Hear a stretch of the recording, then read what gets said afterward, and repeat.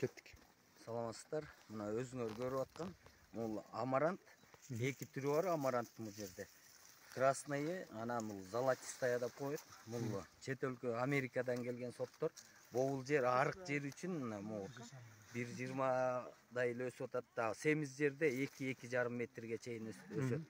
Муну пайдаланууда мал чарбачылыгына да, тамактанууга да кетирсе болот. Анткени мунун питательный ценностьтары аябай жогору. Малга да кете берет. Малга муну өстүрүп туруп силос кылса болот. Себеби мына азыр чөп кымбат, тамак аштар кымбат болуп аткандыгына байланыштуу. Муну өстүрсөңөр, чем 5 гектар беде айдап, анын түшүмүн алгыча мындан 1 гектар айдап койсоңор, ошо эме баалуулугу менен